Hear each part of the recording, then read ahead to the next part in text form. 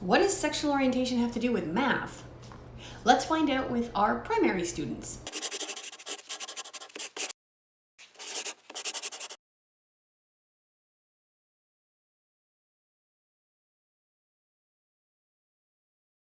Hello, I am Nadine Thornhill, sexuality educator. Welcome to my series, Safe Sex Ed, where I teach every sex education module from Ontario's 2015 Health and Phys Ed curriculum. Now, if you are new and you want to find out more about the series, then you can click the I above me, and you can click the link down below to subscribe to this channel so you won't miss any videos. If you have been following this series, then you know that these videos follow a certain format.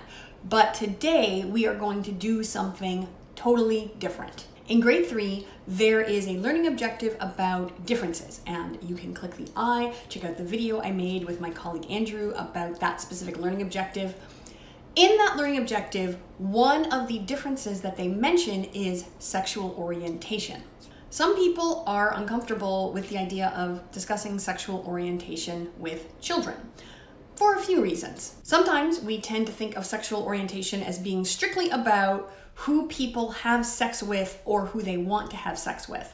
More specifically, we tend to think of queer identities as being strictly about the types of people that, lesbian, gay, bisexual, pansexual, questioning folks have and how they have sex. We tend to have a more holistic view of heterosexuality because we are taught, or many of us are taught, that heterosexuality is normal, it's natural, it's the default. It's not just about who people have sex with or how they have sex, but it's also about, who they love, who they're attracted to, how they form relationships, how they build families, and we are comfortable teaching our kids about a lot of those things. For example, we're very comfortable, reading books to our children that have families with a mom and a dad. We're comfortable taking our children to a family wedding where a man and a woman are getting married. We're very comfortable with the idea of heterosexual couples raising kids in a household where those kids see their parents being heterosexual, on a daily basis.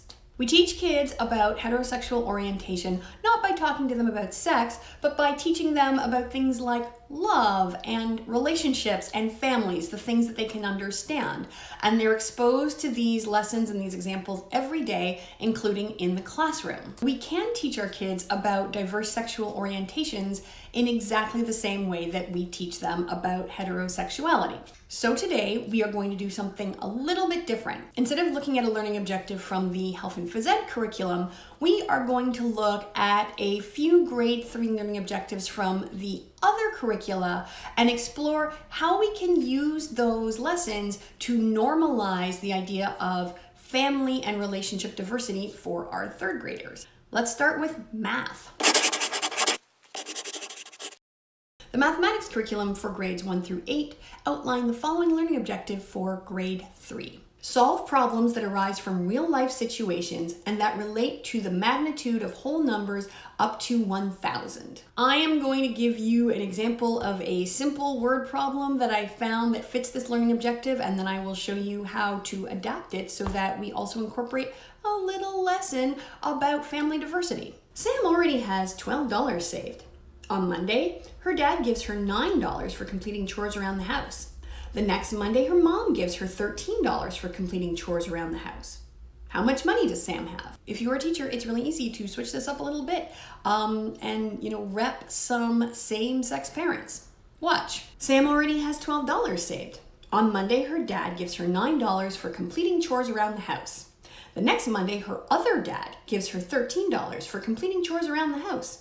How much money does Sam have? Simple, easy. We're not even focusing on the sexual orientation of the parents. We're just throwing it in there because, hey, same-sex parents exist. Next up, we have language. The language curriculum for grades 1 through 8 outline the following learning objectives for grade 3. Read a variety of literary texts, graphic texts, and informational texts.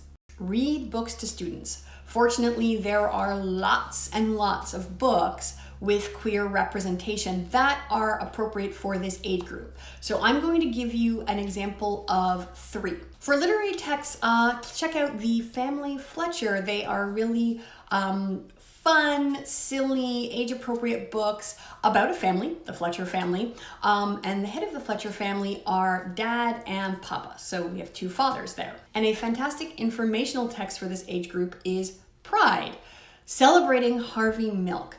Harvey Milk was a former mayor of San Francisco and the first out gay mayor in the United States. And again, these are just suggestions. There are lots and lots of books that you can bring into your classroom that, feature or, just mention queer characters. And I am going to have some more books for you in the resource section of this video. Let's tackle one more subject, social studies.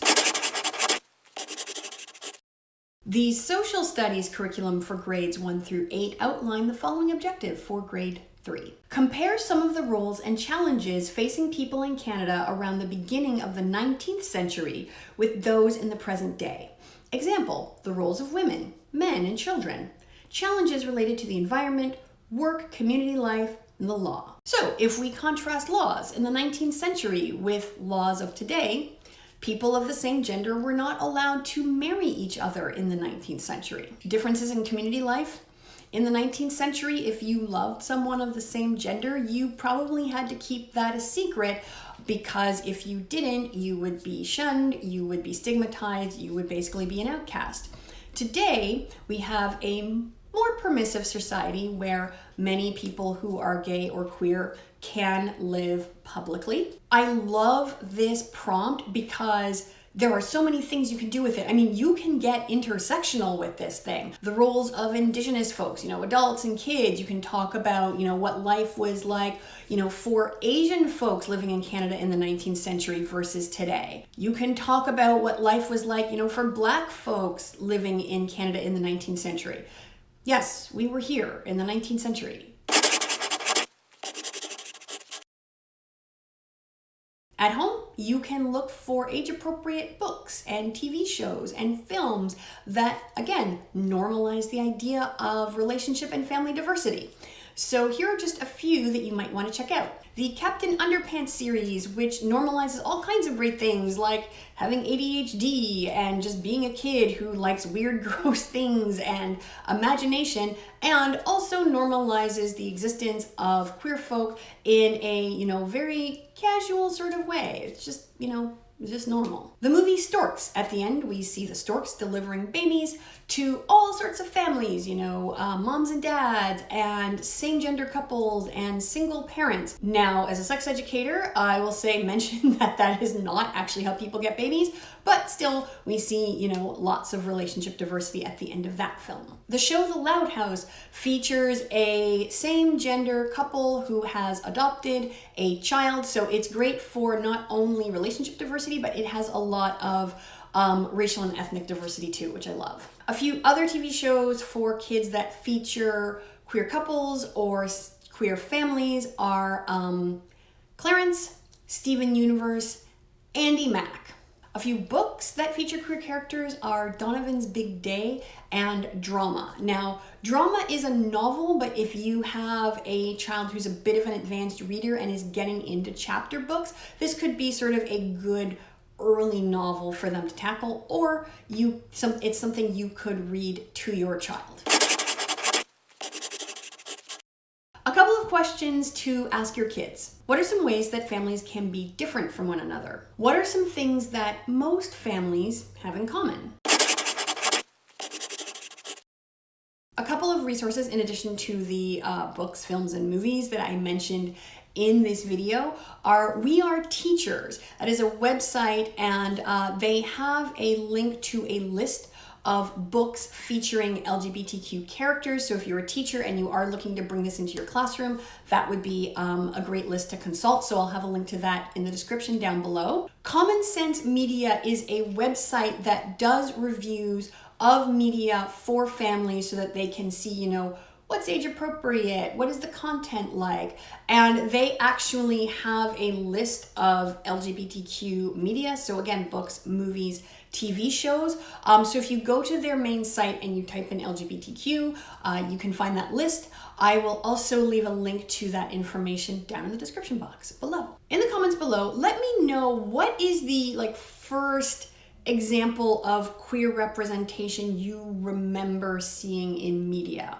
So for me, I think the first thing that I actively remember was an episode of The Golden Girls, which I used to watch all the time when I was a kid, where I believe it was an old friend of Dorothy's had fallen in love with Rose, and so it came out that she was a lesbian. Now, I think I already knew what a lesbian was because I remember, I certainly knew the term when I heard it, but that's the first thing I remember seeing on TV. That's all for now. I hope you have a great day, and I will see you soon. Bye.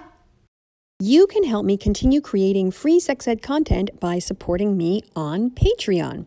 For as little as $3 a month, you'll get access to all sorts of goodies, so head on over to patreon.com/Nadine Thornhill or click the link down in the description below.